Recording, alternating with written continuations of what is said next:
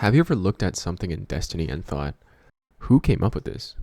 Bungie has created such a unique world over the years, full of innovative landscapes as well as unique characters. And again, if you've ever wondered that question of who the hell thought of this, chances are it's this guy. Gabo Garza, at this point, is an industry legend, as well as being the architect behind some of your favorite designs. His work goes all the way back to the Halo days, during which he was responsible for designing many iterations of not only the Master Chief suits, but a lot of the other Spartans and enemies, and even Cortana. Fast forward a few years, Gabo Garza is one of the lead concepts artists at Bungie, where together with one of the strongest teams in the industry, he's helped shape the world of Destiny into the vibrant, unique multiverse that it is today. But looking at his work, one thing becomes abundantly clear, and it's that outside of everything that we've seen in the Destiny universe, there exists an alternate world of art, characters, and design that we never got to see in the final build of Destiny 2. So today, I want to take a step through this metaphorical portal and look at this alternate reality for Destiny 2 through the artwork of Gabo Garza. So on Gabo Garza's site, all of the work that is shown is from the Witch Queen to the Renegades era. For this video, we'll be focusing on the art made for Destiny 2 during the Witch Queen era and all the way up until the end of the Light and Dark saga in the final shape. I'll start by looking at some of the designs for Savathun's throne world, posted all the way back in 2022. Looking through Gabo Garza's work, it looks like the team actually went through quite a few different iterations and different imaginings of what the world would look like before they settled on the throne world that we finally got. I actually think Savathun's throne world is one of the most compelling spaces that we've gotten in Destiny. I remember seeing those almost pearlescent textures against this skeletal architecture for the first time and being really invested and drawn to the story and to the world building of this space. And the contrast that this inner court has with the outer swamp biomes with this isolating fog and moody atmosphere was pretty compelling as well. And going back to the art, we can see some of the early design iterations that led to the finished look of these spaces. Something fun I noticed is that in one of the earlier iterations of the throne world, it looks like there was supposed to be this almost bubble separating the inner court and the outer biomes. I don't believe we ever got this in the game, but if this is from like some quest that I never saw, then maybe I'm wrong. But I really like the contrast between the rigid, straight architecture of the inner court and sort of the sharp, swoopy terrain. It's really impressive to me how loose and gestural some of these concepts are. You know, this is the kind of thing that only the top senior concept artists at a leading studio can get away with. But going back to some of the things that I mentioned when we looked at other games and other paintings and other artists, is that it's ultimately about the design and the thinking, right? So it's fun to see all these explorations so loose and so dynamic. But there's a lot to cover, so moving on. I'm sure a lot of us remember seeing those dark, liminal, sunken pyramid environments during this time. But digging through Gabo Garza's work, it's interesting to see that during the iteration process, there were so many versions pitched for what the pyramid might look like. Right. In these paintings, we actually see so many vibrant brainstorms for the interior of this space. In particular, I want to call out this one where it looks like there's the skeleton of a massive whale creature sort of lodged within the walls of the pyramid. We also see a lot of texture exploration for what the texture of the interior walls of the pyramid could have looked like. And I think it's really interesting, in particular, this one where the base of this pillar is built in stasis. I think that would have been really cool, you know, to explore this stasis-themed environment in the pyramid. But as more exploration was done, you can see the team honed in on this brutalist, isolating, dark, liminal environment. So in the later explorations that Gabo Garza did, you can start to see more of the architecture and color that we got in the final build of the game. Seeing paintings like this one makes me wonder what those spaces would have ultimately looked like if there was just a little bit more vibrant color, but ultimately I think the team did a really good job of capturing the mood and atmosphere and telling the story that they wanted to tell. While we're here, let's take a look at some of the earlier Lucent Hive brainstorming that was done for this expansion. And seeing this, I was almost surprised that they ended up going the way that they went with the Lucent Hive that we got in the game, which I still think were very visually stunning and captivating. They looked really cool, But some of these more vibrant, more unique appearances make me wish that we got to fight some of these more colorful versions in game. Especially when I see some of these ideations, right? Like the one where we can see the coral interior of this hive enemy, or this other one with this translucent green veil. I think these pops of colors might have added a lot to the game world. So, you know, I wonder what were the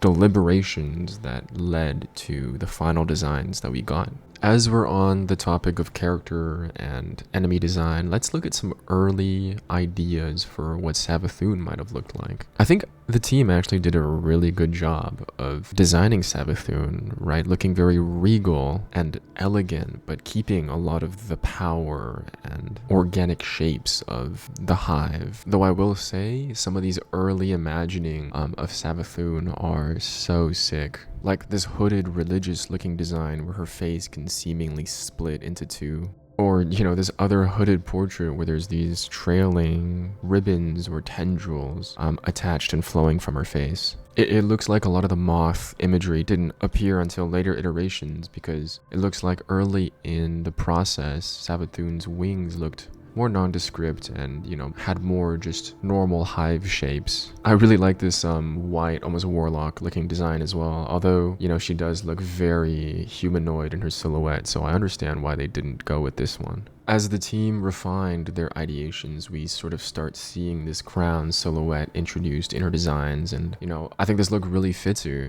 and I also really like this early version of her where, again, we're maximizing her regal read, right? She looks very queenly in this dress that's composed of folded in wings, which, you know, once deployed, revealed her in her, well, I guess battle form. Stuff like this is really what gave me the idea of this video, right? Looking at this alternate reality where Savathun would have had this drastically different look. I actually don't know if we ever see Savathun's wings folded in into her dress form, but, you know, let me know if I'm wrong and I've missed that imagery somewhere in the game. I really enjoyed Witch Queen. You know, this might be off topic, but, you know, I remember picking up the Osteostriga for the first time and how powerful that felt, or all the way up until learning all the encounters for Rolk to farm for these somewhat controversial looking weapon designs. Overall, I feel like the Witch Queen was a visually impactful expansion and contrasted well with the stark visuals of Beyond Light which came before it. The art shown matches their vision fairly well, but this will start to change and lead to what ultimately inspired me to create this video, so let's take a look at the alternate worlds of Destiny 2 Lightfall. To begin, I think some of us might remember seeing Astacross show those unused CloudStrider designs, or maybe even some of the early imaginings of what the Strand subclass would look like. But I think some of the biggest missed visual opportunities were actually seen in the design of Neomuna. Here we can see the initial brainstorming, the initial pitches for Neomuna, and I was surprised to see it look so different from the Neomuna that we got. When I see these vibrant waves of energy rippling across the walls of a cyberpunk city, I can't help but feel that there was a lot of missed opportunities in the environment that we got, right? I look up and I'm seeing, you know, manta rays flying in the skybox, and I'm realizing that this is an inverted ocean, right? An ocean that our player would have been able to traverse into and through. How cool would that have been to see during the Lightfall expansion? You know, I'm looking at these generators in this next painting as well that are, you know, radiating this powerful cloud of energy into the sky, and I don't think I saw anything in Neomuna that gave me that same feeling of awe and wonder. As I'm looking at this second set of brainstorming for Neomuna, I'm imagining what the city would have looked like in vibrant daylight. You know, maybe a day-night cycle could have benefited that environment. And then I see this last painting, and I don't recall ever seeing this in the game, but this is just so cool, right? Imagine looking across a vast stack of what reminds me of like terracotta soldiers, right? And I just wonder what that would have felt like if we had a chance to step into that space in the game. And something I'll make a quick note to point out is that it looks like from these early idea drawings that the player would have been able to double jump and catch a ride on this gliding, what looks like a sailboard in the sky. And I think, during this era, during this expansion, if there were more mobility options or, gameplay mechanics that were introduced during that time, maybe people would have had a different reception to the environment. But ultimately, we're here to talk about the art, and, going back to the art, it looks like there were originally a lot more plans for the Cabal sections of the Neomuna destination. And here we can see what looks like a mission where we're jumping from one Cabal war machine to another. The designs for these Cabal war machines continue on to the next painting, and I sort of wish that we got to see more of these vast, grand pillaring structures, and that we would be able to explore them. But who knows, maybe these spaces and environments are reserved for, a future project or something like that. So while Neomuna had its own strengths and charms as an environment, these paintings and designs showcase such a different direction for this space. I wonder if implementing some of these ideas would have contributed to the identity of the Neomuna that we got. Now let's move on to something that a lot of you may have seen already, and that of course is the CloudStriders. I actually never minded how the CloudStriders looked in the final build of the game. What I was more bothered by was just that we never got to explore their culture and their world. I know that it's a complicated thing sometimes, criticizing a studio for not implementing something or another, because, who knows what's going on behind the scenes that made it hard for them to build a character or an environment. We just don't have that kind of insight. But when I see these artworks made to brainstorm for what the CloudStriders could have been, it does make me wish we understood more about the visual culture and identity of this group of people. Because it looks like there's a lot of thinking here for the interactions of what happens in this world, and these powers that they have and how they were granted to them. It looks like there's even some thinking here into a transformation interaction that happens with these CloudStriders, where they take on a new form entirely. So, I can't help but feel that I missed out on an opportunity to learn more about this culture and this world. Now let's talk about Strand. When I played the game, I thought Strand was interesting. To this day, I still don't really understand what it quite is and how it relates to darkness. And, your favorite Destiny content creator might have shown these already. But again, looking at Gabo Garza's work, I do wonder what Strand might have looked like if some of these really visually striking designs were implemented into the Strand that we got to play with in the sandbox. There are a lot of really cool, VFX and ability iterations and ideations in his work. I'm drawn in particular to this version where we have these opalescent dark orbs of power emitting organic trails and tendrils. They might have decided that these powers would end up, clashing with the existing subclasses, but I do wish we get to see some of these implemented in one way or another.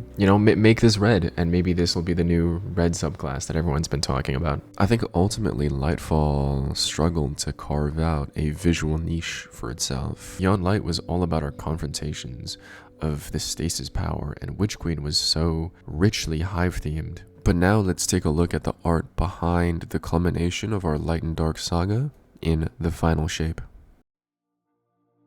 To begin our journey into the art of the final shape, let's look at some explorations for the Pale Heart. The Pale Heart is sort of our culmination, right, of our journey through the past, decade of Destiny? So, whatever the final product might have been, I think there would have been a little part of all of us that, had something to say about one thing or another. I think the team ultimately did a good job of achieving some of the goals they set out to communicate with the design of the Pale Heart. However, when I see this early brainstorm for the Pale Heart Tower area, I definitely wish that they gave us more of this combination of interior and exterior, right? Showcasing so much verticality and creating such a grand and awe-inspiring space. I mentioned this before, that a 3D space will never be able to capture the prowess of a painting. But looking at this Pale Heart Memory Beginnings idea, I do wish, the moments in game made me feel more of what I'm feeling when I'm looking at this painting. What I will say though is, looking at these sketches for the transitory moments in our journey, right? When we're entering the Pale Heart or, traversing through the darkness, I think those moments in the final game actually were very engaging and very captivating. I think it was cool that they decided to introduce, this linear narrative journey through our Pale Heart destination, but when I see some of these ideas for the indexed worlds, I do wish we got a more expansive environment.